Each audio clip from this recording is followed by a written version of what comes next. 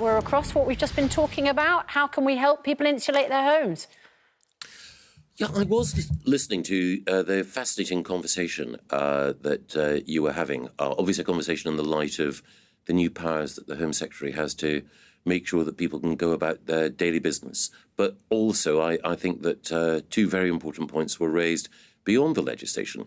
One, we all need to recognise that climate change poses some long-term challenges for this country and for the world that require thought and care when we consider how we're going to get our energy in the future. The second thing, of course, is also that there are steps that we can take now, including looking at how we can insulate or better insulate existing homes, but also how we can ensure that the new homes that we're building meet those appropriate standards of energy efficiency. Well, can we come back to the question of the cost of living crisis? I'd like to raise the big question of the moment, which is the windfall tax on the oil companies. Now, last week, the boss of BP, no less, having just announced record profits and unexpected profits, said on the record, and he was questioned about this, and he absolutely backed up what he said. He said there's every way that we can pay a windfall tax and carry on investing at exactly the level we plan to in research and development for the future.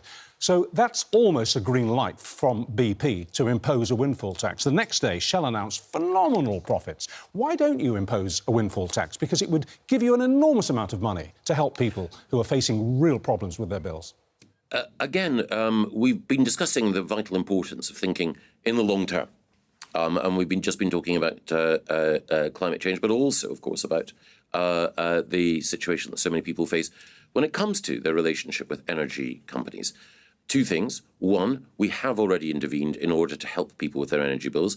Two, if we have the wrong tax levied at the wrong time and in the wrong way, then it will deter investment in the North Sea. Now, I've heard what BP have said, but also I was in Aberdeen, my hometown, the other week, and I know that if we were to have the wrong type of levy imposed, that would act as a deterrent to some of the future investment we need, not just to get oil and gas from the North Sea and to see new resources developed, but also to have investment in other forms of energy as well. But what would make it the wrong kind of levy? Surely a simple windfall tax now, when the companies, the oil companies, are making profits that they couldn't have dreamt of a couple of years ago, and when the boss of one of them has said he's totally comfortable with paying a windfall tax, why is that an unsuitable levy now? Surely it's exactly the right time to impose a levy.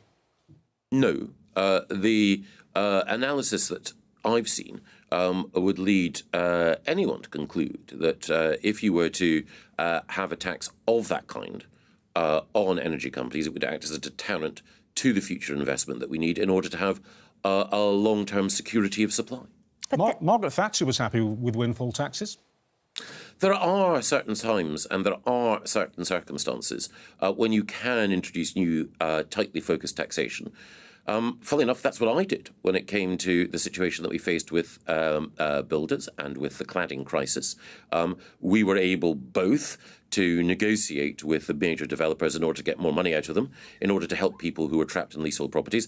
And we also have a particular type of levy that we're applying as well.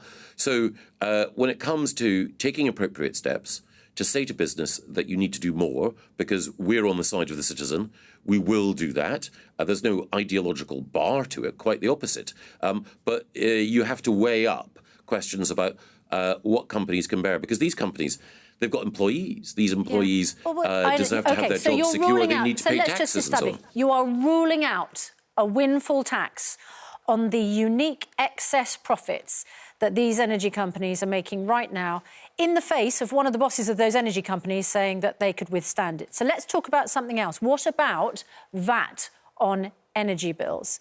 Yep. Can we suspend VAT on energy bills? People's costs are eye-watering. Yes, the costs are huge, but if you remove VAT, well, it would undoubtedly help many people. Some of the people that it would help would be people who are already wealthy. So if you remove VAT on energy bills, then the chairman or chief executive of BP benefits as much, if not more, than people who are in genuine poverty. Well, hang on a moment. I've got an article here from May 2016, just before the referendum, where you wrote in The Sun that the least wealthy are hit particularly hard by VAT on fuel bills. So what's changed? Because that was part of your campaign to leave the EU, which would enable you to take VAT off energy bills because the least wealthy are hit particularly hard. And that's why we've devoted extra cash to supporting the least wealthy. That's why we've targeted our support on those who need it most, those who are on council tax bands A to D, because... Yeah, no, but I'm talking about VAT on energy bills, because you just said it would disproportionately benefit those who are most wealthy, whereas your campaign back in 2016 was that taking VAT on energy bills would actually help the poorest. The campaign then was focused on, quite rightly, the fact that energy bills occupy a higher proportion of the total income of people who are lower down the income spectrum. And what's changed?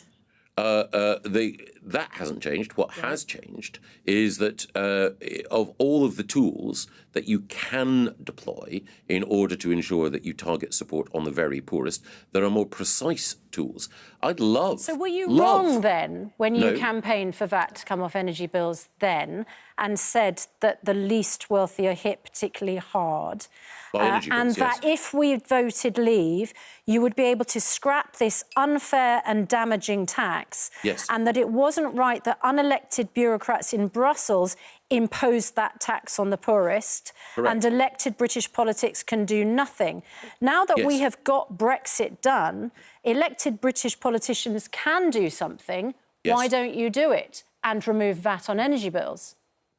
I'd love to remove VAT on energy bills, but a more effective way, an even more effective way of helping those who are poorest is by targeting support through the council tax system that goes to those who are most in need. It's not an either-or, Michael Gove. And of course, when we are in a position to, when the public finances are stronger, then we can take other steps in order to reduce taxes. People are going to wonder why, when you are in the position to do it, you have decided not to do it.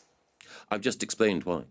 All right, Mr Gove, this was the weekend when Beergate met Partygate.